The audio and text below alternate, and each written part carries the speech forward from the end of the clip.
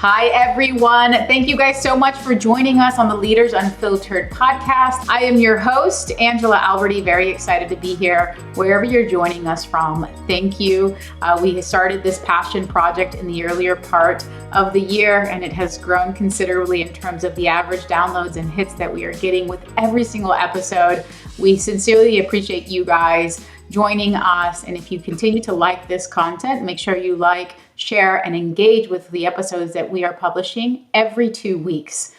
Today's guest, as with every episode, is somebody that I had the chance to meet before going into the recording. And I can tell you that he brings a vast array that I think you, our listeners, are going to find a lot of value in from his career, which expands into many different areas.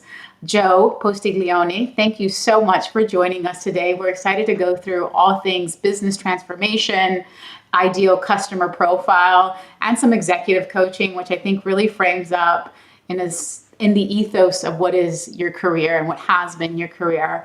But if you don't mind, can you tell the listeners that are tuning into today's episode a little bit more about yourself?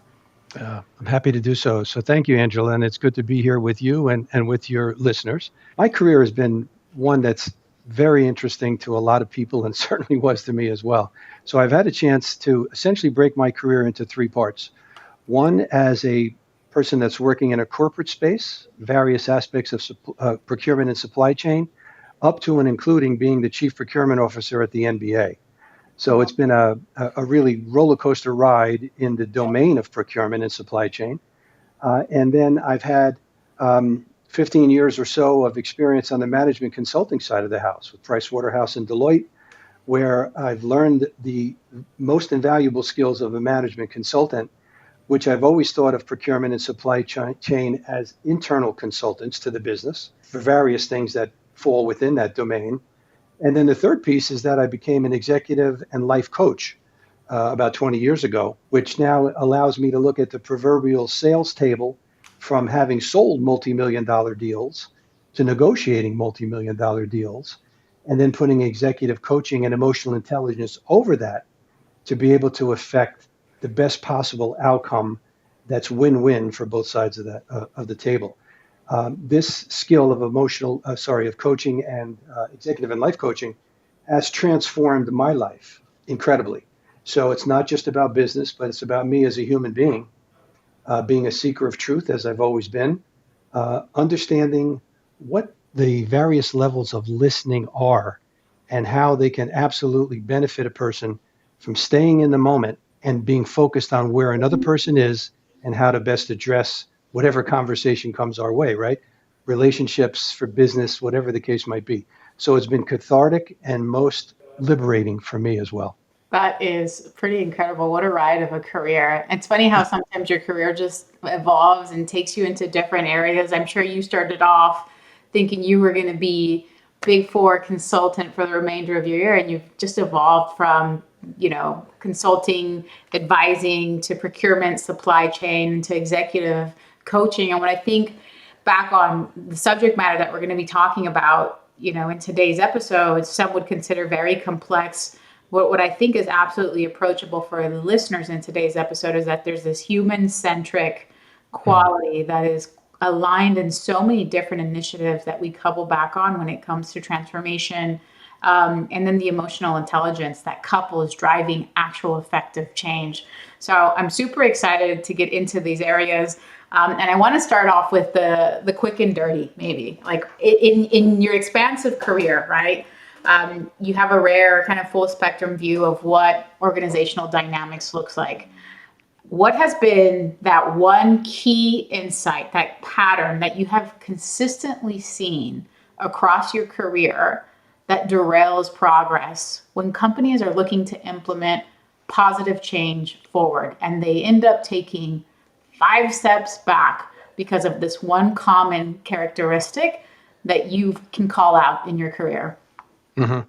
Yeah, interesting question, right? We can talk probably for an hour on this by itself. Yeah. But, I'll start with the fact that we've all heard and understand to some degree that change is hard. It is certainly harder for some than others, including companies, right? Again, individuals or companies. And the question becomes, why is that, right? So my experience has shown me that people in companies are fearful of change to some degree or another. And people, individuals who are seekers of truth, like what I consider me to be, and leaders who challenge the status quo are best suited to manage change successfully, no matter which avenue the change comes at you with, right? So again, as a person, being a seeker of truth, being curious, being able to ask questions before jumping to conclusions allows us to best be in a position to see what's needed and required. And we'll talk about requirements gathering and those things, I think, a little bit later in some of the questions. But, here's some examples. Seekers of truth as an individual. We tend to be introspective and not afraid of what we discover about themselves, and more importantly, are constantly trying to evolve and make their lives better, right? Yeah. That's my definition of a seeker of truth. Leaders who challenge the status quo by listening to their people's concerns, as well as those of their own and their colleagues, opt to take action to improve things, right? So, as a paradigm, it's to understand change, to understand a person and a company's capacity for change, and put them in some sort of quantifiable way so that we can make decisions going down the line. And we'll come back to talk about, what's the best client look like for a company as an example, right? So being able to understand capacity for change, what needs to be changed, and how we go about managing that has been probably the single biggest thing that I've seen that makes projects mediocre or successful. Interesting. So I guess it really points to this, we've always done it this way mantra, right? Like those are, Status quo. yeah, the status quo drivers. And when you're looking at maybe speaking to an audience, they seem bought in on the idea of change, right? Can we dive into each of those elements, the capacity to change as number Yeah. one, right? So it sounds like the fundamental derailer of change is actually the willingness to change and not really identifying those. So what are some of those characteristics that you would call out when it comes to identifying step one? Are you at a capacity to change? Yeah. So, this is something that requires a little bit more histrionics, right? So, how does a company or entity evaluate the return on investment for projects they have been gone after, Gotcha. right?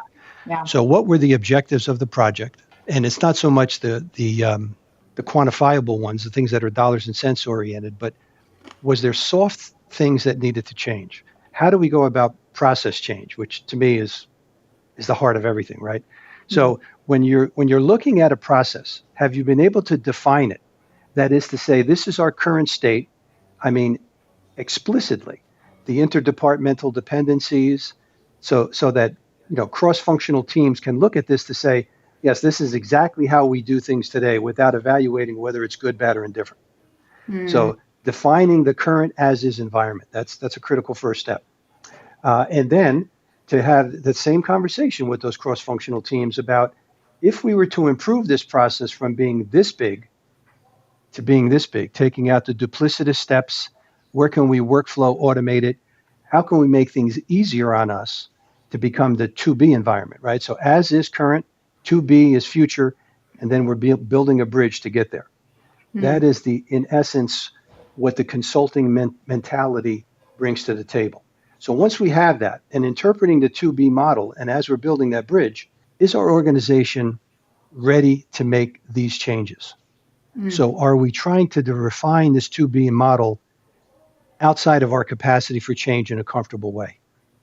And that's okay if that's the case, right? So maybe we need to build to be models that are evolving as well, Right. right? So that our capacity for change embraces it, doesn't fight against it, and we can make incremental but constant change, right? So I think those are the things, in my view, that frame up what change is about and how an organization should look at what projects they take on and what the end objectives are from a realistic and a reasonableness.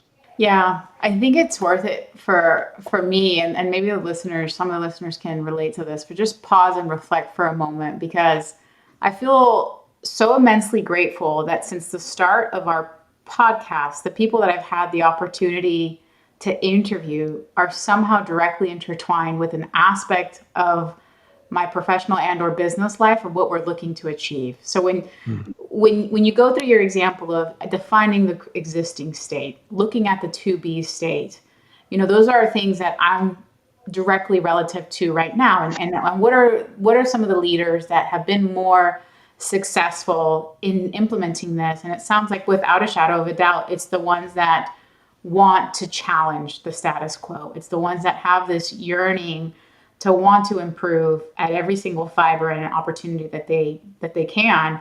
But then it's getting to this point of we have the existing state, the to be state. What are we understanding in terms of whether or not this is actually going to be a withstandable bandwidth change for our team to operate? It's almost like, okay, well then how, right? How are we going to be able to do this? So I just think it's enlightening on so many different fronts, because it's something that I'm going through, and it's also been something that I have been subject to as we're interviewing so many different subject matter experts on the podcast. I think I had just a quick moment of reflection with you, Joe, when you were just going through all those things. Yeah, not surprising, right? So as we continue to evolve as people and leaders, Yeah. these are the things that we remember. We remember lessons are come our way as it should, and it could be as a result of a bad experience. It would be great if we learned lessons based upon good experiences, and Yeah, in some that'd be cases, I great. guess we do. That would But be it's awesome. mostly when things didn't quite work out the way we planned, and Right. you can reflect back on, geez, why did this happen? Where did it go wrong? Yeah. And that's truly the purpose of the lesson. Yeah, it's the grit, I think, that gets us there. All right, so I want to couple it back a little bit to just, we are both on the same side of the industry, right? I come from a provider, vendor, supplier side. You come from a buyer side. In fact, I think that we were at ProcureCon a couple of weeks ago in Las Yeah, Vegas. I know that that's your hometown right right, now, at least. right. Um, So there is a certain industry standard, I guess, when it comes to the way that this type of business is bid on, right? And I do feel like this is a industry, from what I've gathered, right, and how I've learned both the easy ways and the hard ways. It's a say yes and figure it out later. We can do this, absolutely, and we will figure it out when and if. So it's a very reactive sort of industry. And I'm not sure if you feel the same way based off some of the suppliers and vendors. And it's not to say that that's in a bad way. I just think that it's a competitive profiling, and that's sometimes what has to be done to get business. But I would couple that with a couple of questions that I think would be really beneficial for our folks, and some feedback that you would give in identifying the ICP, the ideal customer profile. What do you think about the industry overall, and how you get to that North Star in your ICP? Yeah. Let's take the latter one first, because I think that's probably the more complex question. So in my view, companies that are on the sell side absolutely need to identify what their perfect or best customer profile is, Right. because you know that you're not going to be wasting time going after accounts that really don't fit well with you, right? So what are the attributes of an ideal customer? And I think that they're things like, how aware is the potential customer of their needs? So when you're having pre-sales conversations, how clear are they? How aware is the potential customer of their needs? Mm-hmm. Is it a critical need? Is there top management support? Or are they just kicking tires, like you said, let's do it and we'll figure it out later? I'm not so sure that fits the exact, ideal customer profile if it's that. But those are the questions I would want to identify internally, right? Mm-hmm. Second is, what's the organization's capacity for change, which is what we spoke about in the beginning, right? Is it low, medium, or high? And in what are the parameters of that low, medium, and high? If it's low, shake hands, in my opinion, and move on. Wish them well, right? Because if it's a low capacity for change, especially in the area of contingent labor management, which we'll come back to in a minute, but if it's low, I suggest that don't waste any more time. Shake their hands, and when their capacity for change grows, give me a call. I'd be happy to engage with you. If it's medium, are they committed anyway? Because some people that are in a medium capacity for change have progressed from low to medium, which is a good thing. And you have to sort of vet that out a little bit. What does that actually mean for them? And then a third piece would be, what's their command of data? The number of contractors, where are they, their pay rates, their time of service. Do they Yeah. have an effective contingent labor management policy in effect? All of this is going to relate in some way, shape, or form to their capacity for change. Because if the answer to that question is they really are not in command of their data, that could be a red flag. And then so what's the eagerness or the capacity to identify that, perhaps with an MSP as in help, as in this case, because typically their HR needs help, and an MSP is there to provide that to them. So I think those are the questions that come to mind. And the fourth piece is how well are you suited as a seller to meet and manage those needs? Mm. So if you bring those things together, you can identify where my time should best be spent and to have a successful conversation that ultimately yields in a project for you. And that's why, I think in looking at any sales opportunity, the majority of the opportunity should be gauged on your questions and ascertaining whether or not this is worth it for us, right? It should be really letting the opportunity speak for itself and not Mm-hmm. going in right into a pitch, but more so, what are your problems? How are you gauging this? Are you in the right decision stage for really Mm-hmm. for us to move forward in? Mm-hmm. And then making a determination on whether or not Mm-hmm. the pitch is there. And I feel like Mm-hmm. sometimes it's the Gets in ahead of itself, right? The cart gets ahead of the horse because you're eager for a project and a sale, right. and I think those are very smart thoughts and conclusions to come to. Mhm. And your sales team could well be trained in the art of understanding emotional intelligence and not being caught up in their head. So when they're asking questions and they're getting answers, they're not caught up on listening to what their head is telling them, but listen to what the client is telling you, right? Right. Take the time, take the approach of a true management consultant, which is let's together determine whether or not we're a good fit for each other. Yeah. That is music, should be music to the ears of an ideal client. I love that. I love that. It is. It's definitely leading up to the next question I wanted to ask because let's assume that all of these things have been, they've been assessed. It's making sense. We're moving forward. We are going through an implementation process, right? We are going through something that goes live in a set amount of weeks. Maybe they're not the best purveyor of all of their data. They seem to have some existing areas where we can all optimize and improve. Admittingly, that's something that's inherently out there. But one of the areas that I think is just as critical outside of identifying your ICP is understanding the proper requirement gatherings especially within the business of workforce management, right? I mean, we are in the business of life cycle management of contract labor segments and variations across industries and global pools. So Mhm. it's highly complex. Talk to us about your thoughts when it comes to requirement gathering and a proactive versus reactive approach after the implementation. Yeah. So let's take. So we've gotten further than the sales cycle because we've determined that this is a customer that is a good customer, potential customer for us, and we're in a good position to solve this particular need. So Right. assume that we got past that, right? Yes. So now when we're engaged in phase one, so phase one is truly the requirements gathering stage. This is where you truly add value to the customer by identifying the as is and the to be components based upon the information that they know or the information that you're going to derive as a result of the requirements gathering session.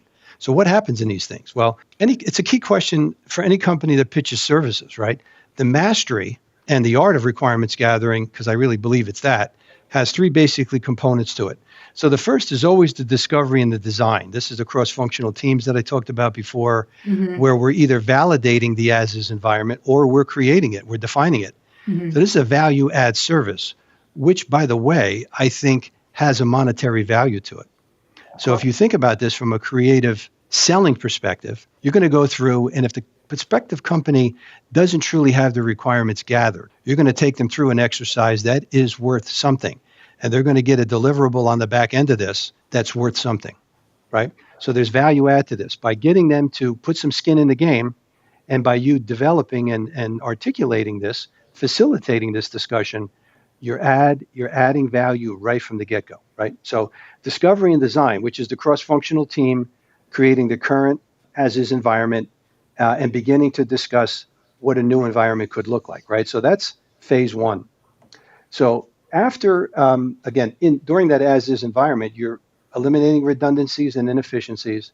You're incorporating or you're planning to incorporate automations and work with workflow and approvals, and you're settling on the future state, what that's going to look like. Hmm. That's not an easy process, and this is something that could take, depending on how much time you can get from them, several 2-hour sessions up to 2 offsite days, right? So Wow. again, Yeah. what's the willingness for the customer to invest the time to go through this exercise? If they're willing to do that, they're further checking that box. This is actually a really good client for us, right? Mhm.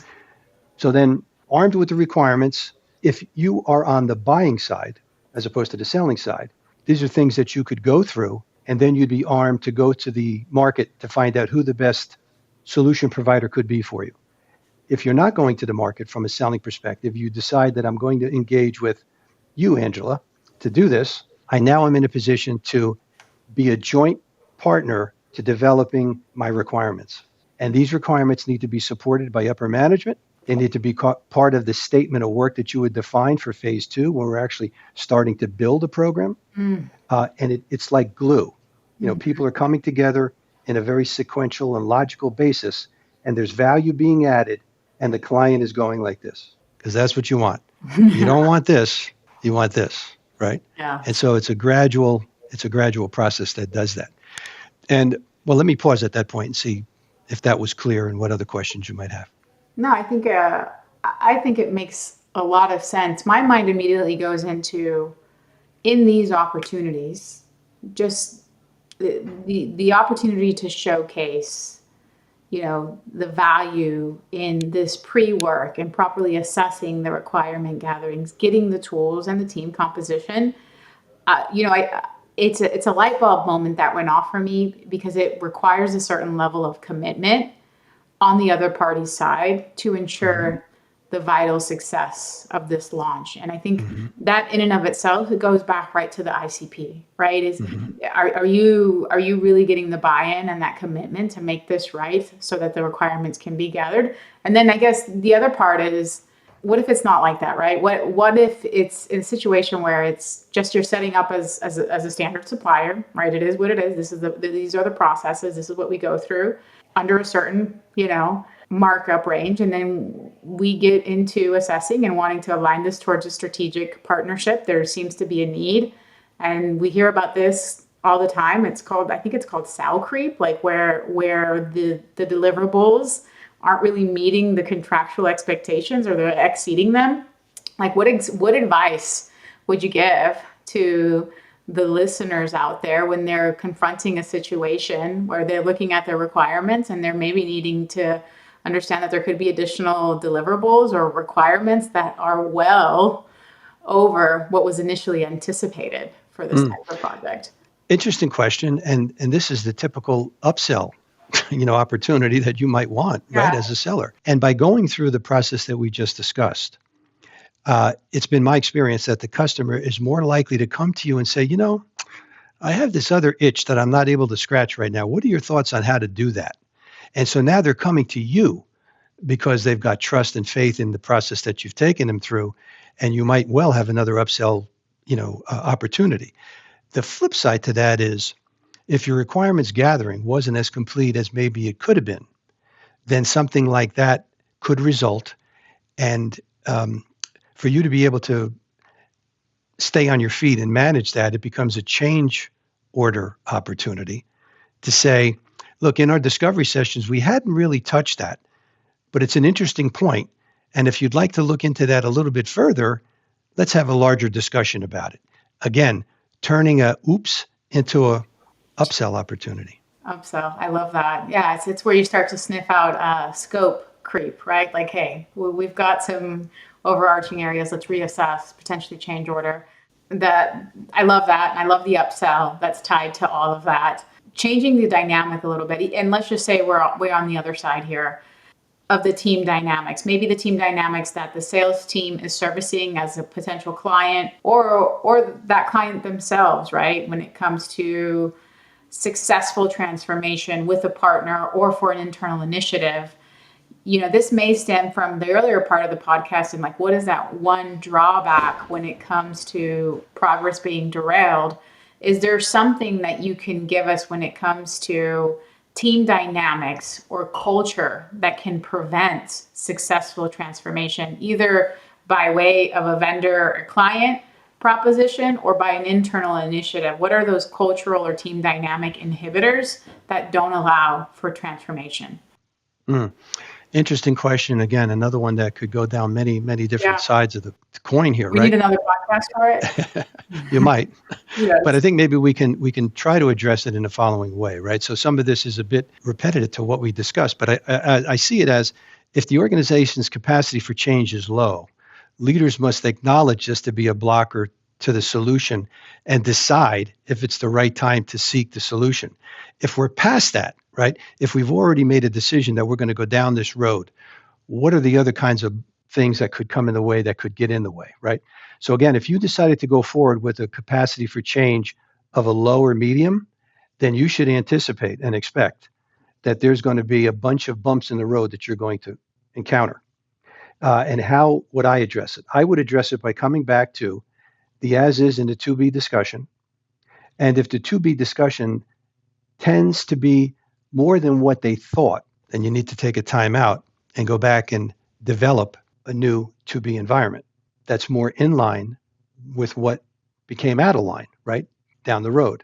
The other, I think, is an organization could have a reasonable amount of capacity for change, but the people that are on the project team are not of the same mindset. So almost being like a saboteur, somebody that's always throwing a monkey wrench into the mix of things and maybe rattling up the rest of the project team members as a result of the things that they're doing. In that case, of course, you want to try to manage it in such a way that they're not being called out as saboteurs, but rather taking sidebar opportunities with that person to say, look, it appears as though you may not be on the same page, and I want to be sure I understand what that is and find out from them what exactly it is that they're not necessarily agreeing with.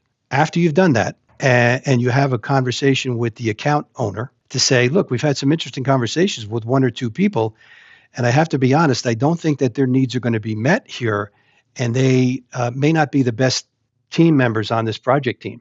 And let your engagement owner manage that, but by letting them know that they may be getting in the way of success based upon their beliefs, right? So you have to call it for what it is and let your account executive manage that accordingly. If they don't, may not be the best outcome.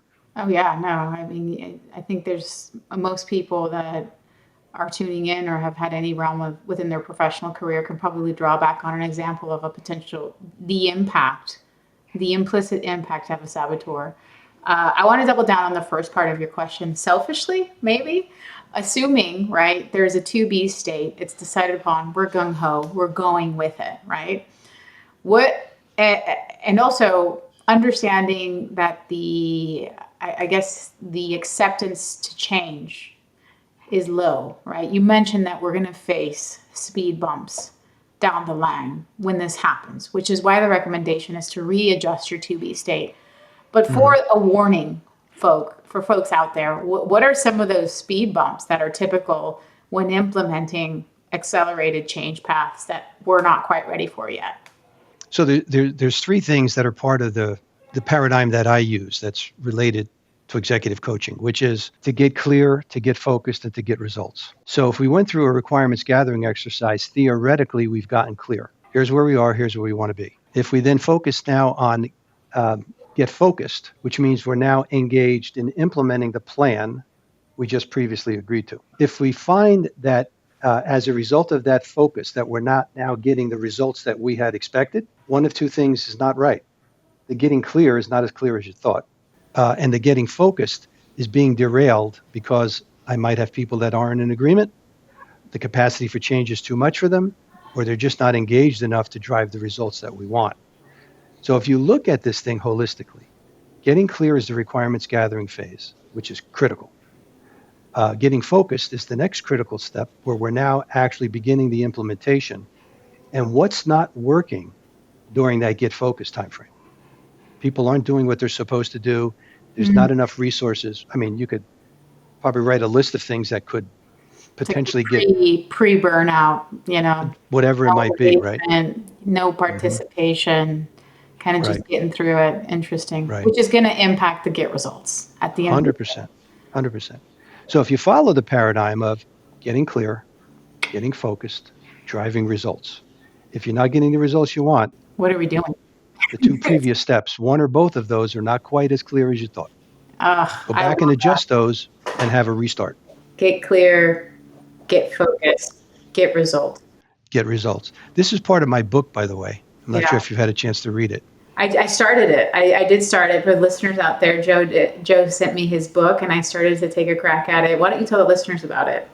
Yeah. So, as a seeker of truth, and then again, as the cathartic and lessons learned of an executive and life coach, I decided to write a book about my journey as being a seeker of truth and what I learned. And it's called Don't Believe Everything You Think. And so I broke down not really complex terms, but into simple, everyday, relatable kinds of things, right? It's a short read. It's a PDF. I self-published it, and I shared that with Angela. But it takes people through a couple of different things that have to do with emotional intelligence, that happen to do with your capacity for truly listening and hearing, Hmm. as opposed to listening and really not hearing, and your ability to overcome limiting beliefs that you might have subscribed to for whatever the reason that actually might not turn out to be true. And so these are some of the things that hold a human being back from evolving and being successful. And again, this transcends into the corporate side of work where Absolutely. projects don't quite work out the way we want it to. So I take it into pieces like that, and wrap it into potentially every area of your life, whether it's professional, interpersonal, family, whatever it might be. I've got my printout right here. Definitely should find a way to see if we can make this available to folks that are interested. I think that there's something very compelling about you, Joe. You bring in this human-centric level that like permeates across different business functions and transformation initiatives. It goes back to like who we are at the core, and Mhm. whether or not there are inhibitors that are allowing for change, productive change. One of those things that you mentioned is limiting beliefs, right? And how we can have a certain perception of our own self. And I'd love for you to give some feedback. Again, maybe a little selfish here, but when it comes to how you have determined effective coaching in having the executive or having the leader or having whoever really understand their role within self-awareness and how that's playing to the overall efficacy of who they want to be. Talk to us Mm, about that. boy, there's $1 million question, right? I know. Um, and so to try to put this into digestible pieces, Yeah. um, as a coach, when I have what I would call an intake session with a potential client, um, the first question is, how can I help you? What is it that's not working for you, or what is it that you'd like to achieve that you have not been able to? And the art of asking questions is the key to coaching. Empowering questions, not the yes or no's, but open-ended questions, because you have answers, and I'm a guide to help you find them, right? So my assessment of how well you are in control of your emotions, your thoughts, and what it is that you say you want, with the following three things that I had discussed with you earlier. So if you were to I'll give you a visual. So if you were to think about a bicycle wheel that has many spokes on it, Mm-hmm. and these spokes relate to the various areas of your life, your relationships, your family, what you do professionally, and on a scale of 1 to 5, plot on that spoke where you are today, the as is today.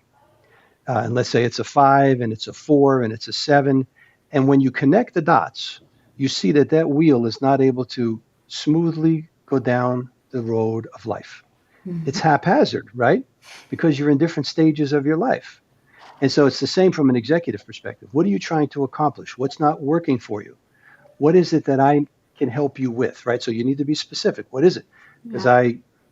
I'm not the cure of all evils. I need to know specifically what it is that you're trying to accomplish. Right. So if you identify where you are currently as a 5, and you put color on that. What does a 5 look like? Why is it a 5 to you? Mm-hmm. And then the most important question is, how would you like it to be? And so people say 7, an 8, or a 9. Great. What does that look like? How would you know you have achieved the 7 or the 8? And then more importantly, what are you prepared to do to get that?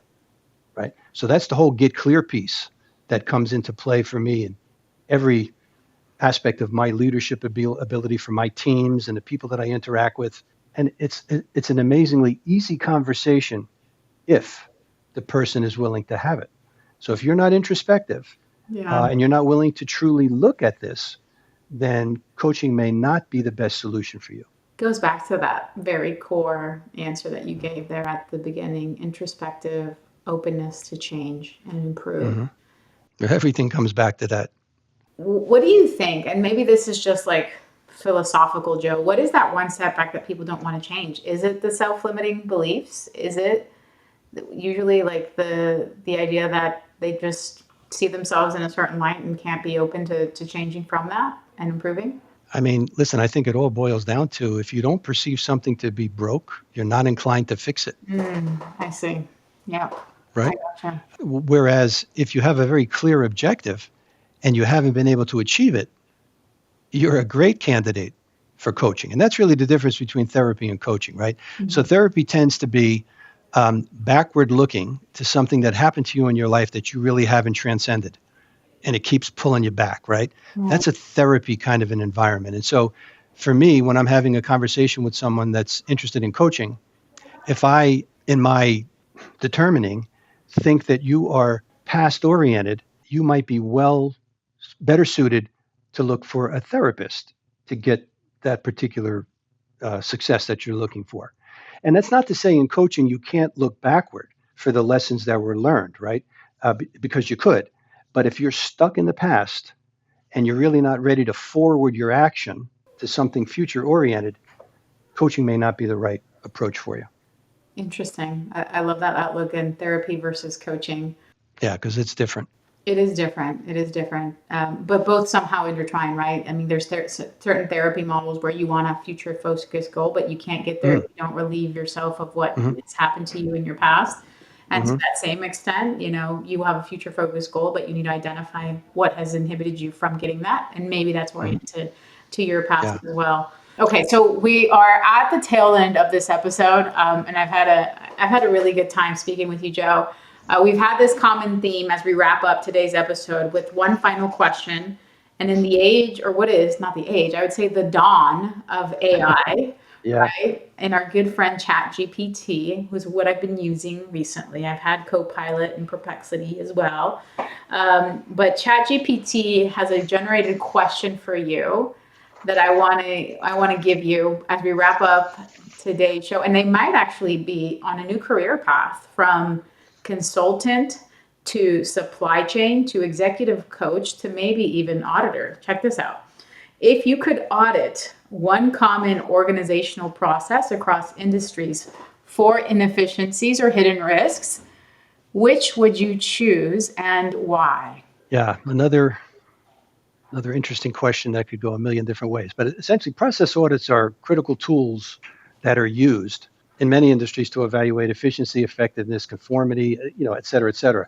And when I think about, is there one area that I would focus on? I mean, I would say a couple of things. It's the lack of documented procedures, right? Yes. Because again, we talked about, right, the requirements gathering side of things. If you truly 100%. don't know what's going on in your environment, you are completely at a disadvantage because A, you're not perceiving it to be broken. Although I'm sure there's people that are speaking out to say, you're killing me with this administrative stuff that I have to do. So lack of documented procedures, I think, is one of the more frequent findings in these process audits that I've seen. And then how do you address it? How is the best addressing it? Well, I think that they have to ensure that every critical process is clearly documented in detail to the first point, right? Because if you don't have it, you need to have it. And the documentation should include a step-by-step process of how these things actually are done. So that from a succession planning perspective, if people are moving on, you have a guide for somebody to come in and try to quickly get up to speed Yeah. on, the work that you've done, right? From an as is to a to be kind of scenario. Well, I mean, I think that's saying it as succinctly as I could state it. Yeah. Yeah. I mean, it's an AI generated question, and I think that your response bears to the very significance of proper documentation and its criticality in keeping business continuity functioning. Because I've lived in I've had many different careers, and some of which, I've seen what a hindrance it can do to not have that. So Yeah. super And even critical. if you think about it, even from and I'll end with this because I know we're at the end of the time. But as you're thinking about the different functions, even for this particular audience, right? So for the sellers, you want to be able to generate good, solid business and continue to grow, right? Mhm. That's what you want. That's a major objective in doing that. And so, what are the processes that sellers should be looking at clearly, in my opinion, which is what does my sales process look like? How do I identify my perfect customer? Mhm. How do I add value? How do I add value in a pre-sales conversation by saying, maybe I'm going to include a requirements gathering session for you. So you're putting some skin in the game, and maybe you're willing to invest 2 days worth of time to have a facilitator and people that come through and generate the as-is model, not the to-be model, but the as-is model. So now you're starting with a step up on it, right? So the sales process is critical for everybody that's on your sales end of the side, on the business, right? And on the buying end, it's almost the same in an inverse way. How Mhm. well do I know what I want? What am I truly asking for? And do I know what's ahead for me should I choose to go down that path?